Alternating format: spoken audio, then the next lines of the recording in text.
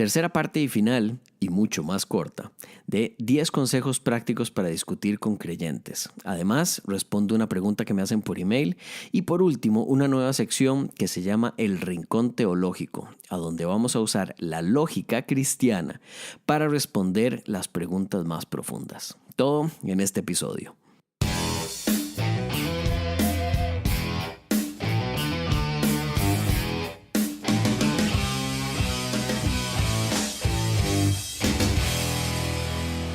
Bienvenidos, bienvenidas a un episodio más de Atheos.me. Vamos a entrar directamente a lo que son consejos prácticos para conversar, para discutir con creyentes. Vamos a tratar de hacerlo más cortito que las veces pasadas. Otro consejo, y yo creo que es muy importante, más que debatir, pregunte. A través de las preguntas, y es un método que se usaba desde la época socrática, se puede llegar al cuestionamiento. Un sistema de lógica circular es impenetrable, pero cualquiera puede darse cuenta de que no concuerda con la realidad si se hacen las preguntas correctas. En episodios anteriores y como consejos anteriores dije que es importante llegar al punto de la epistemología, el por qué sabemos lo que sabemos o cómo lo sabemos. Y en este tipo de discusiones a mí me parece siempre importante llegar a eso. Es que la Biblia dice que, ¿cómo lo sabe? Es que Dios, lo que quiere Dios con el mundo es, ¿cómo lo sabe? ¿Cómo alguien puede decir que sabe ese tipo de cosas? Y el punto al que siempre es importante llegar es por qué una persona cree en lo que cree. Generalmente se dan dos razones que son las que hemos visto y nada más las repito en caso de que alguien esté escuchando esto por primera vez. La primera razón de por qué una persona cree lo que cree a nivel del Dios Jehová es porque se lo dijeron cuando eran niños y era una edad en la que nos estaban explicando cómo es que funciona el mundo y que no estábamos en posición de cuestionar. Ya cuando salimos a una edad en la que podemos cuestionar ese tipo de cosas, lo que vamos a dejar de último, por supuesto, son aquellas cosas que nos han dicho que no debemos cuestionar so pena de un castigo terrible. Entonces, si eso ya se afirmó en una edad temprana, es muy difícil después poder sacarlo. Y la otra razón es cuando ya uno es adulto, el que se ha convertido al cristianismo o que cree en el Dios Jehová ya de adulto, es porque ha experimentado cosas que no puede explicar de ninguna otra forma. Y esto es curioso porque a nivel lógico lo que estamos diciendo es yo no puedo explicar tal cosa que yo sentí o que vi o que presencié o que cualquier cosa, por lo tanto debe ser Dios. Pero a nivel lógico lo que estamos diciendo es yo no sé qué pasó, por lo tanto sí sé qué pasó porque fue Dios. Y esto es lo mismo que decir yo no sé, por lo tanto sí sé. Y ante muchas de esas cosas, lo importante es que podemos poner a Dios como una explicación, como la primera explicación posible porque nos han llenado la cabeza y digamos estamos en una cultura en la que podría existir algo sobrenatural con seres con superpoderes y entonces en el momento en que no podemos explicar algo por default, lo decimos que entonces es sobrenatural o que pertenece a ese tipo de seres sobrenaturales. Pero esto no es el caso. En muchos casos en la historia no habíamos podido explicar ciertas cosas que habíamos explicado a través de dioses y resultaron no ser ciertas. Desde las erupciones volcánicas, los terremotos, las cosechas. Antes de Newton, la gente creía que los planetas se movían porque los ángeles los empujaban. Y yo hubiera creído eso porque era la única explicación posible. ¿Cómo de alguna otra forma se pueden mover los planetas si no es porque alguien los está empujando? Entonces, llegue a las preguntas. ¿Usted por qué cree lo que cree? ¿Y cuál es la diferencia de su Dios con respecto a otros dioses? Porque generalmente es una cuestión de fe. Pero sabemos que por fe mucha gente cree en muchos otros dioses. Entonces, el tener fe no significa, al contrario de lo que dice un creyente, no significa conocer algo o saber algo. Yo puedo decir que tener fe es saber algo sin evidencia, tener conocimiento sin que exista evidencia. Pero ahí lo único que estoy diciendo es que tengo conocimiento. De ninguna forma eso puede ser necesariamente verdadero. Yo puedo decir que yo tengo conocimiento sobre cualquier cosa si es por fe. Y entramos en una serie de contradicciones que no es para este episodio porque estamos con los consejos prácticos y por lo tanto brincamos al siguiente. Estudie. Los errores de los creyentes se vuelven evidentes. Si usted apenas está saliendo del closet y está en ese momento en el que está indeciso todavía, que quiere estudiar un montón, generalmente cuando uno se desconvierte, pasa por una etapa en la que quiere estudiar mucho y conocer mucho sobre el tema. Yo le recomendaría, si usted está comenzando, leer a los 4 grandes del nuevo ateísmo. Si usted le gusta los argumentos más calmados, más pausados, puede leer a Sam Harris o buscar muchos videos. En YouTube hay muchísimos sobre Sam Harris y sobre Richard Dawkins también. Si a usted le gusta más la lógica, podría leer a Dennett o a Victor Stenger. Ahí yo no sé por qué no se le mete dentro de este grupo de nuevos ateos. Victor Stenger era un físico y si a usted le gusta mucho esa parte y la lógica, lo podría disfrutar mucho. Y si le gusta más la discusión ácida, el sarcasmo y el ingenio, yo le recomiendo definitivamente a Christopher Hitchens. Y si está comenzando, ya después puede leer sobre otros y tal vez podemos hacer algún episodio sobre ellos, pero es muy importante leer a ellos, leer a Nietzsche, leer a Russell, Carl Sagan incluso. Es como muy suavecito y muy políticamente correcto, pero Carl Sagan era un ateo tremendo. Nada más que estaba en una etapa en la que había que ser políticamente correcto. Un poco lo que hace Neil deGrasse Tyson, que como que no quiere meterse a la pelea, entonces, como dicen en Costa Rica, se echa los toros desde la barrera. Pero bueno, este es muy buen consejo, me parece, porque para este tipo de discusiones muchas veces uno se mete creyendo que sabe más de lo que sabe y eso es un problema. Otro consejo, yo creo que es importante saber de antemano que el creyente no cambiará la posición, porque sin importar cuál sea su argumento, usted solo dispone de la realidad. Ellos disponen de cualquier cosa que quieran decir que es verdadera, sin importar si es real o no. Es decir, se sacan de la manga la carta de pobrecitos ateos, solo tienen la realidad. Si ustedes abrieran más su corazón, verían que existe algo más allá. Lo que yo me pregunto como ateo es, ¿cómo lo saben? De nuevo, a nivel epistemológico. ¿Cómo sabe que existe una realidad superior a la que sabemos que es la realidad? Y entonces yo creo que es importante saber que cuando ellos defienden un sistema de lógica circular, el poder sacar cualquier explicación como si fuera una carta blanca es algo que usted tiene que saber que va a suceder y no tiene que frustrarse aunque esto cueste mucho y no tiene que enojarse aunque esto cueste mucho, porque es algo que usted debería saber de antemano y tiene que tomarlo como normal en este tipo de discusiones.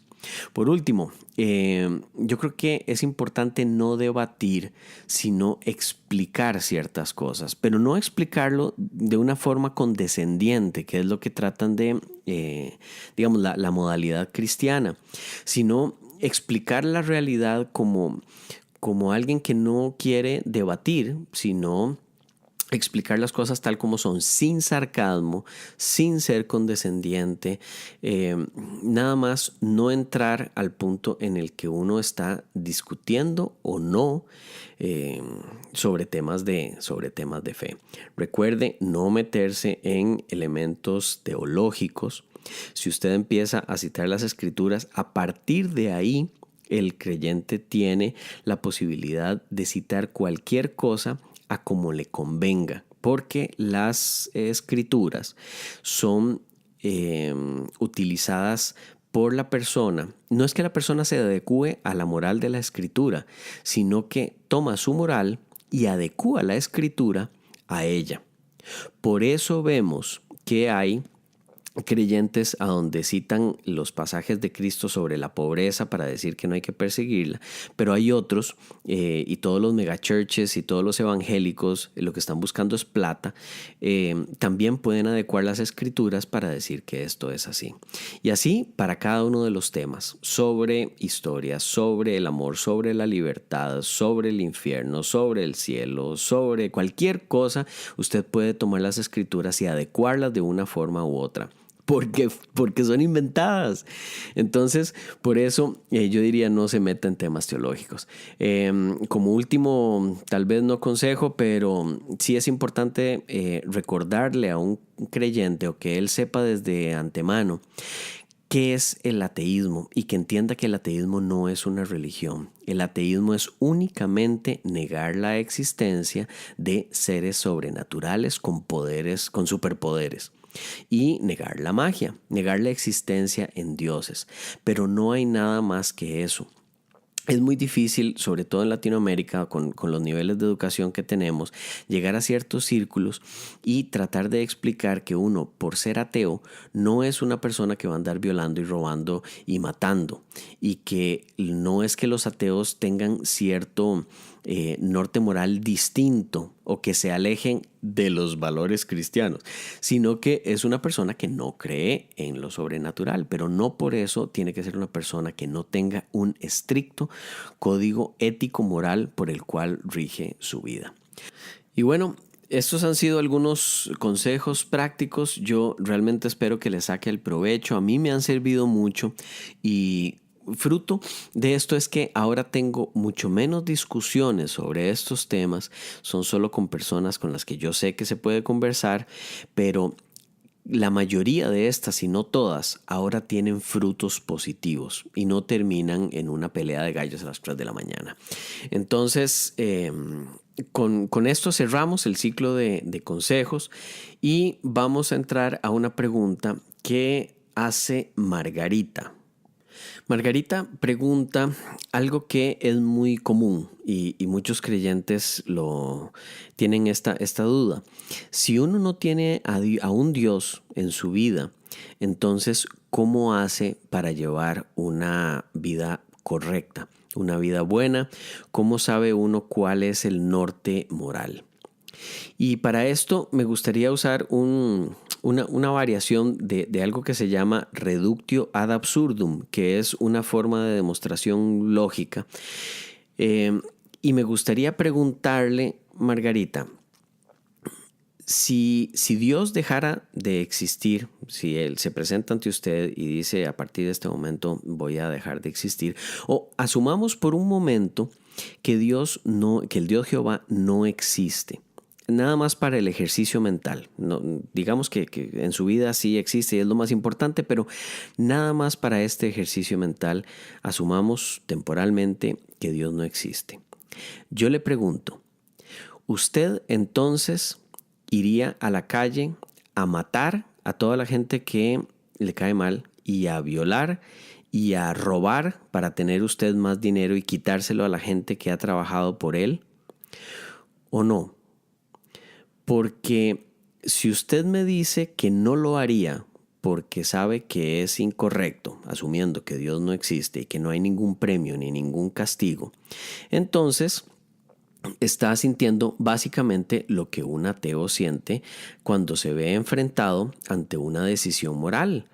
Uno hace las cosas buenas porque son buenas, no hace cosas malas porque sabe que son malas, porque afectan a otros, porque causa sufrimiento y esto causa también sufrimiento en uno.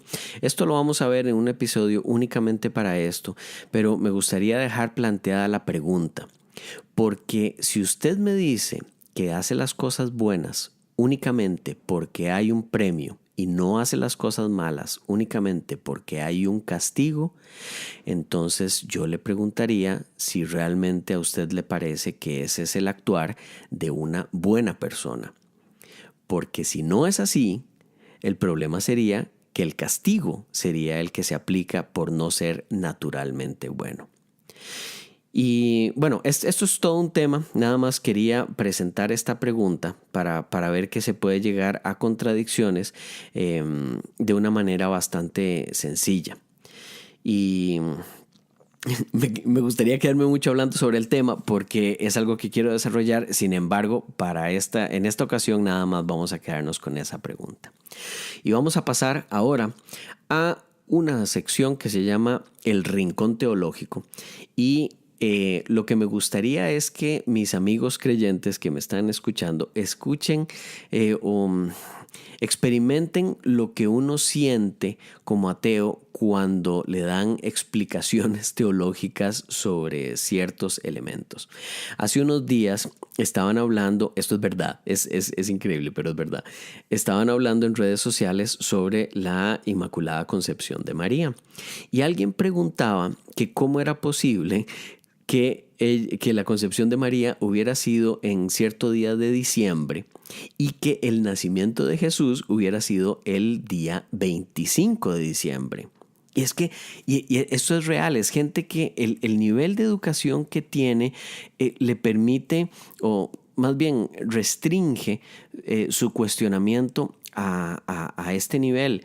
Y se armó toda una discusión sobre el tema. Y quiero compartirle una de las respuestas que me pareció más curiosa.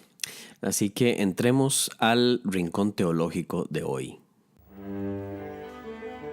Bienvenidos al Rincón Teológico, un espacio en el que utilizamos la lógica cristiana para explicar los misterios más profundos, mediante herramientas de análisis y razonamiento que usted habrá escuchado. Un rincón que demuestra cómo lo que no tiene sentido realmente lo tiene. Un ateillo pregunta que si la Inmaculada Concepción se celebra el 8 de diciembre y el nacimiento de Jesús el 25, entonces si el embarazo duró 17 días o 1 año y 17 días. Obviamente, si es un embarazo del Dios Jehová, este no dura lo que dura uno de humanos, porque el de humanos es medido por la ciencia, y esta es muy restringida porque es limitada a lo natural. En lo sobrenatural obviamente no se toma en cuenta lo imperfecto, sino lo que en la libertad y el amor es perfecto. Y si somos imperfectos, ¿acaso podemos cuestionar lo perfecto? En su ignorancia los ateillos no ven, y no hay peor ciego que el que no quiere ver.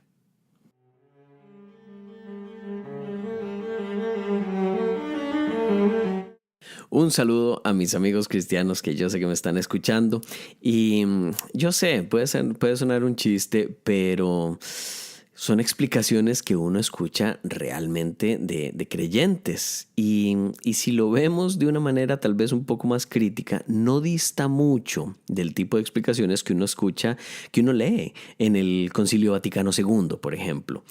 Pero bueno, bien con Bach, yo creo que le faltó un poquito más de... Pero era como para darle un aire así como, qué sé yo. Es un chiste lo del rockcito. A mí me gusta mucho la música académica. De hecho, es lo que más escucho.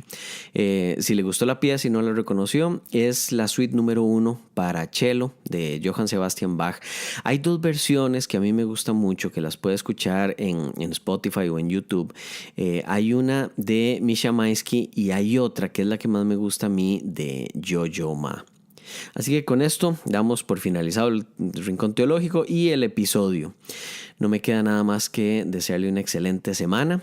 Saque el ratito para meditar, saque el ratito para leer. Y algo que yo no me acuerdo si hablaba en este podcast o en otro, pero algo que a mí me ayuda mucho es poder sacar en las noches el ratito para poder evaluar el día. Y yo le doy una calificación a cada día del 0 al 10. Y esto me ayuda mucho porque si es algo que hago todos los días, en lugar de dejar que pase un tiempo, me puedo dar cuenta en una especie de micromanagement de qué es aquello que estoy... cómo no le estoy sacando el jugo a la vida. Y me ayuda mucho en mi relación con mi hijo, con mi familia, con mis amigos, y con el trabajo, el poder no solo hacer las cosas, sino hacerlas de la mejor forma posible.